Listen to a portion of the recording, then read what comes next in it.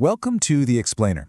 You know, deep inside every country's financial system, there's a hidden war going on. It's a constant fight to keep dirty money from crime and corruption from poisoning the well. Today, we're going to take a look inside the rulebook for that fight, Bangladesh's 2019 Anti-Money Laundering Rules. So let's just get right to the heart of it with a simple question, because this is really what it's all about. How do criminals take cash from all sorts of illegal activities and somehow make it look totally legitimate? And that's where this comes in. Back in 2019, Bangladesh rolled out this brand new comprehensive rulebook to answer that very question. This is the country's main weapon in a global war against financial crime, and we're going to break down exactly how it works. Okay, so here's our game plan. First, we'll get a handle on the problem itself. Then, we'll look at the command structure, who's in charge. After that, we'll see who's on the front lines and dig into the single most important rule they have to follow, the Know Your Customer rule. Then we'll check out the financial intelligence unit that puts all the pieces together. And finally, we'll wrap up with why this whole thing really matters. All right, first things first. To really get the battle plan, you've got to understand the enemy. So, what exactly is money laundering? Yeah, think of it like a giant washing machine for illegal cash. Criminals take that dirty money and run it through a complex cycle to make it come out looking clean. They place it in the system, they layer it with a bunch of confusing transactions to hide where it came from, and then they integrate it back into the economy. These rules we're talking about are designed to jam that machine at every single step. So how on earth do you fight a problem that's so complex and, so hidden? Well, it's not random, that's for sure. It takes a coordinated national strategy. So let's look at the command structure that sets that strategy from the very top. And the way they've structured it is pretty smart. It's really like a military operation. You've got a high command setting the big picture strategy, and then, as we're about to see, you've got troops on the ground actually executing it. It's a super clear chain of command. And this table here, it really breaks it down for us. It shows this clear two-tiered command structure. At the top, you've got the National Coordination Committee, led by the Minister of Finance, and they're the ones setting the high-level strategy. Then you've got the Working Committee, and they're the ones in the weeds, doing the detailed work of actually drafting the policies to make that strategy a reality. It's a classic setup, strategy and execution.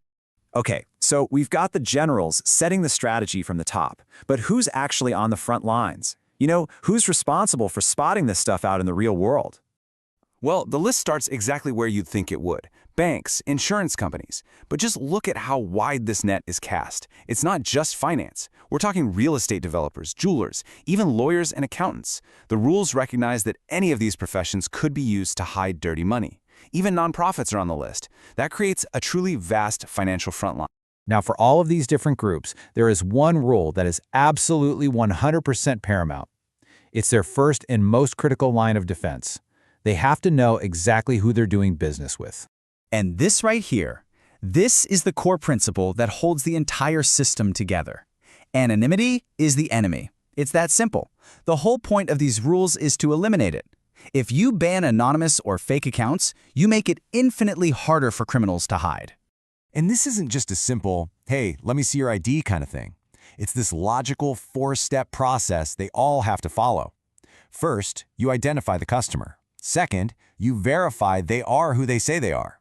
Third, and this is crucial, you figure out who really benefits from the account, the beneficial owner. And fourth, you have to understand why they're even opening the account in the first place. And that term, beneficial owner, this is so important. Why? Because this is the tool they use to punch right through those confusing layers of shell companies and trusts. It's all about finding the actual human being who's really pulling the strings and stands to gain. Okay, so let's say one of these organizations, a bank, a realtor, whoever, they follow the rules and they find something that just doesn't feel right. What happens then? They can't just act on their own. They have to report it to the central enforcer. And that's where these folks come in. Meet the Bangladesh Financial Intelligence Unit, or BFIU for short. Seriously, just think of them as the nation's financial detective agency. They are the brain of the whole operation. They get all the suspicious reports, they analyze them for patterns, and then they pass that intelligence on to law enforcement so they can take action. And one of the main things the BFIU is on the lookout for are these sort of ghost institutions, like a shell bank. It's a bank that only exists on paper, with no actual building or staff. It's the perfect tool for money laundering because there's almost no real-world oversight, and these rules are designed to hunt them down. And you know, a huge power for any investigator is being able to look back in time, right? Well, these rules guarantee a long, detailed paper trail. We're talking 5 years, and that's 5 years after a business relationship ends. It ensures financial detectives have the evidence they need long after the fact. And when they find something, man, they can act fast. They have the power to order an immediate freeze on a suspicious account. It starts at 30 days, but that can be extended. This is huge because it stops the dirty money from just vanishing while they get an investigation going. Okay, so let's bring this all home. We've talked about committees, reporting rules, intelligence agencies, but why does this whole complex system actually matter to, the average person and the country as a whole? It really boils down to this quote. It's not just about catching the bad guys. It's about integrity. It's about building trust and stability in the entire financial system. And when people trust the system, it makes everything work better for everyone. And the benefits, they just ripple outwards from there. A clean financial system makes it so much harder for corruption to take hold. It literally chokes off funding for terrorism, which protects national security.